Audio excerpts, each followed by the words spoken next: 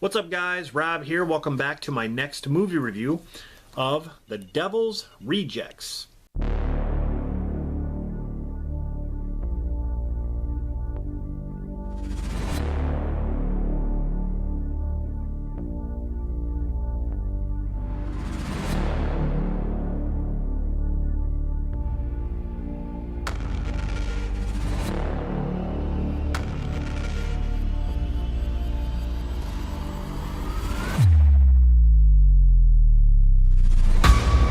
Sci-fi horror guy.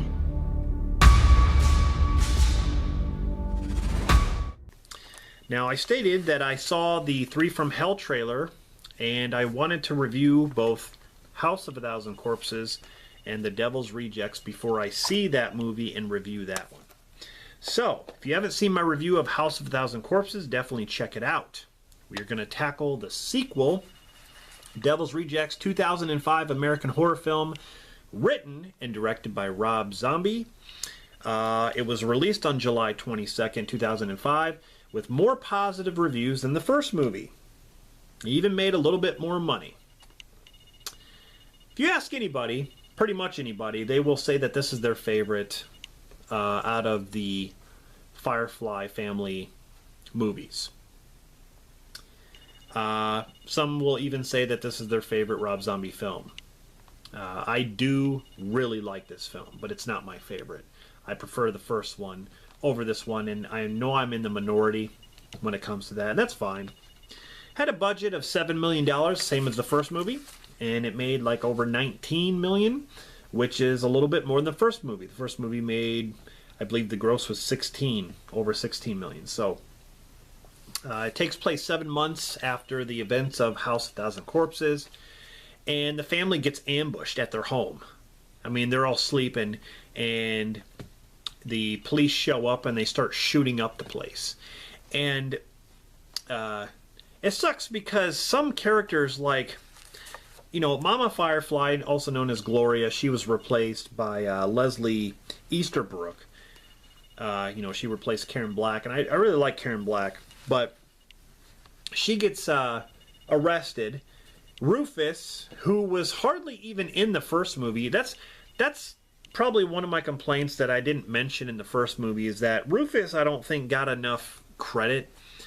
He's played by Tyler Mane, and I don't think they, all he did in the first movie was shoot out the tire, fix the car, towed the car away, and then he shows up for the ritual, and then that's about it.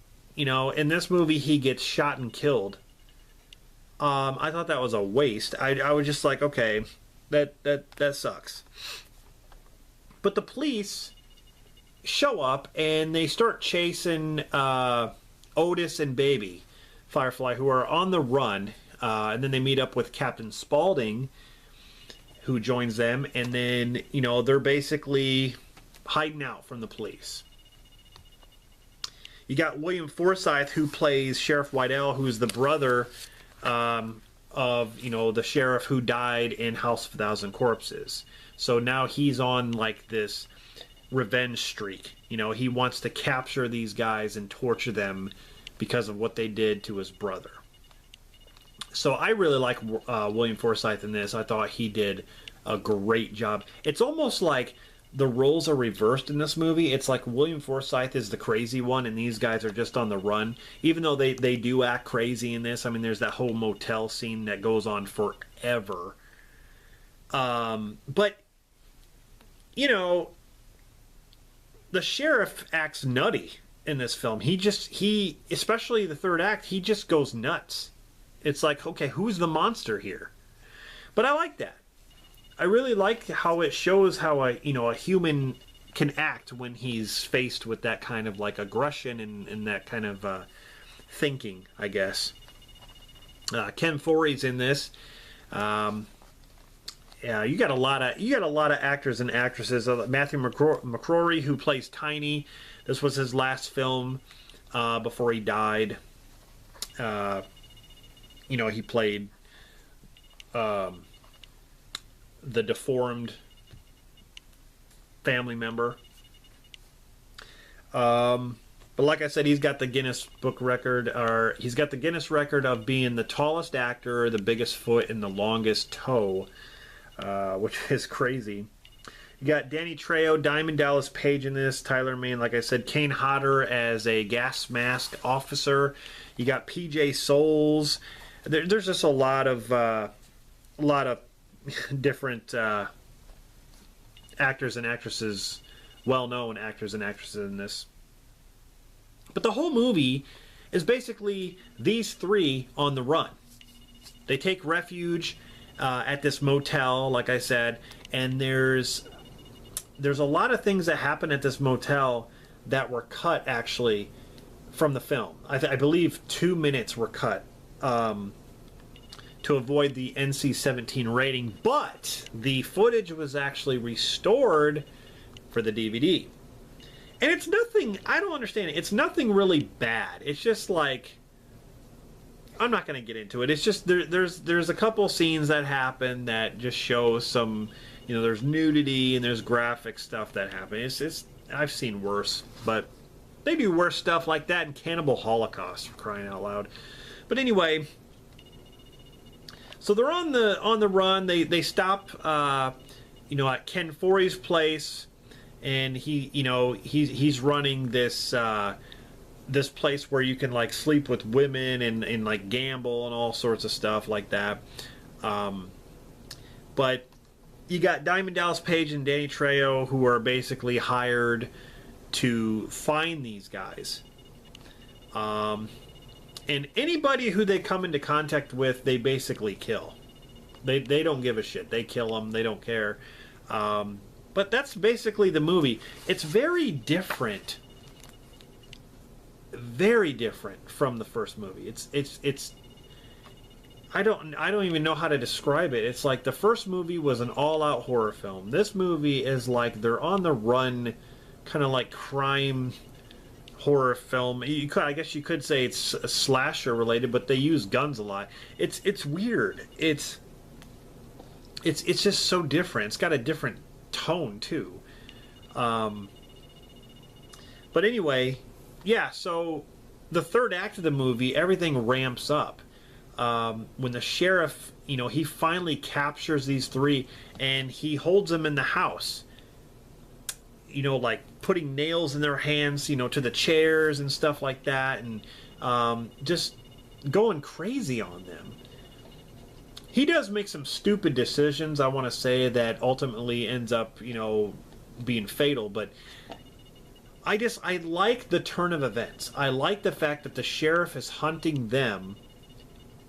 And, you know, they're supposed to be like the guys who they kill anybody. The sheriff will do anything. He'll kill anybody to get these guys. That's how mad he is. So I like that. It's got the famous ending where, I mean, everyone's pretty much seen the ending. I love the choice of music. They use Freebird by Lynyrd Skynyrd, one of my favorite bands. And they basically, you know, these guys are in a car and they run into a roadblock of police and they just say screw it and they start going towards it, and the police are starting to shoot them while they're trying to shoot back at the police, and they start getting reamed with bullets like like this, and they're just sitting there taking it. The way it ends is it's just crazy. Visually, this movie's awesome too. I mean, there's some great cinematography. I like the shots. Rob Zombie's really good at doing that stuff. He's got a very artistic style. I like it. This movie is full of vulgar language and blood and it's a brutal film. Really brutal. But I like some of the lines, like where Bill Moseley as Otis, he's like, "There's no ice cream in your fucking future." Tutti fucking fruity. But all in all, like, they even have like transitions like the first movie, but they're more grounded, I want to say. You can see what's going on. They really kind of make you feel for these characters. There's like a music montage going on where it shows these three characters like on a mountaintop, and they have like nice clothes and stuff, and like they're just sitting there like chilling out and laughing and having a good time, like it's coming from their memory. Like they're thinking to themselves, like, you know, we're free, you know, this is what we You know, we're not monsters. We're just these are the kind of people we are, and it just kind of, I don't know, it gives you a different take on them. It really does. It makes you think differently, and it makes you like hate the sheriff sometimes. But I like that. I like the role reversal. I like how they do that. But yeah, it's got the famous ending where they get shot up and stuff. And like I said, it'll be interesting to see how 3 from Hell goes with the way this ended. I don't know how they're going to do it, but yeah, it'll be interesting to see. But yeah, really, really good film. When it comes to the Rob Zombie films, it's definitely in my top 5. I know he hasn't made a ton of films, but I mean, I even love The Lords of Salem, another underrated flick. This movie's awesome. This really took me by surprise. But yeah, The Devil's Rejects is definitely one of the better ones. But like I said, you know, in my last review, I prefer this one. I just think this is an underrated horror flick. This is a horror movie, definitely. But anyway, that's my review of The Devil's Rejects. Overall, like I said, great, you know, great flick, and everyone did a great job as far as the acting and stuff like that. So, yeah. What did you think of The Devil's Rejects? Let me know in the comments below. And, you know, what do you think overall with the Firefly family movies? Like, what do you think of House of Thousand Corpses? I think I asked that in my last review. But which one do you prefer? Do you prefer House of a Thousand Corpses or The Devil's Rejects? Let me know. It'll be interesting to see, you know, when 3 from Hell comes out, you know, maybe I'll do a rating of these, but or not a rating, but like a ranking. See where it ranks. But right now, number 1 for me and number 2. So anyway, guys, thank you for watching this. I'll definitely be back with more movie reviews. Down the line, I'll probably review this one. But like I said, I'm definitely going to be reviewing 3 from Hell when I see it. Also got some brand new reviews coming up, like Crawl and stuff. So definitely stay tuned for that. Also got a couple top 10s that I'm going to be releasing here soon. So hope you guys enjoy the new content, and thank you very much for sticking with me and for subscribing, for commenting and all that stuff. I really do appreciate it. I really do.